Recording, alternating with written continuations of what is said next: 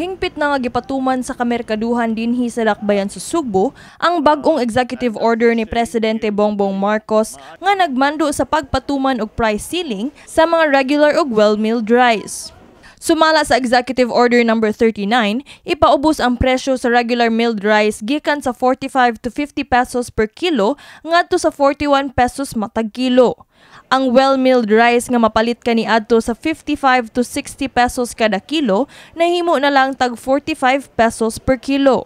Sigon pa ni Robert Arquilla, Cebu City Market Administrator, nga ubos sa kamanduan ni Cebu City Mayor Michael Rama, nagmugna sila og Price Monitoring Task Force aron kanunay magbantay sa mga merkado matag adlaw alang sa katumanan sa EO39. So, pagkakaron, ang DTI, ang Office of the City Markets, ug ang Cebu City Government, nag-create gyud siya og kaning Price Monitoring Task Force.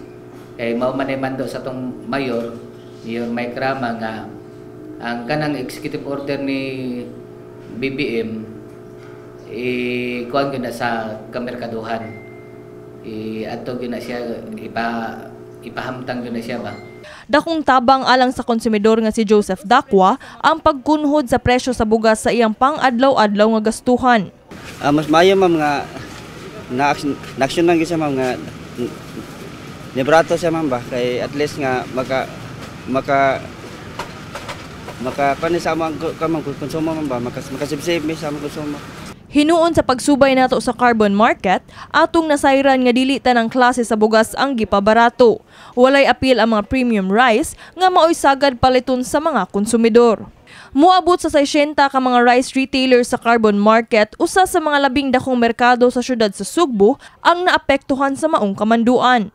Naguul ang mga negosyante nga silang Angeli ug Clarissa sa kabag-uhan sa presyo sa ilang ibaligyang bugas o gani matud pa nila nga naalkansi na sila tungod niini.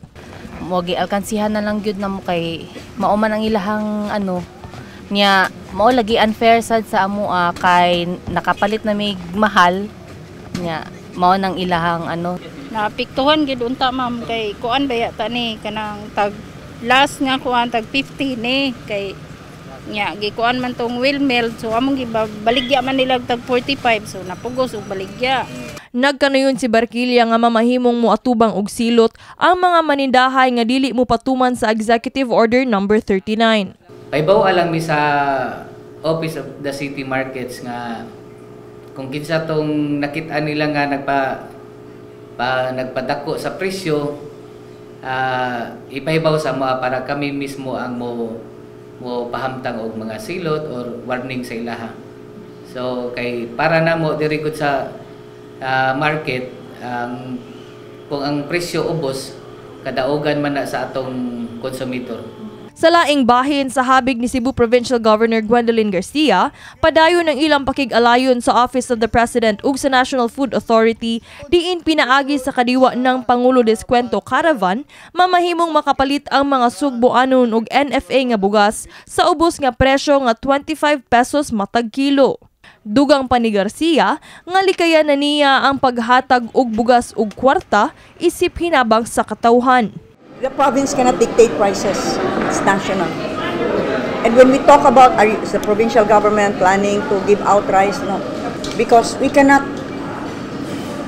forever be giving away rice in term of assistance niya. May pana ang pait pag yun kung kwarta imong ihatag.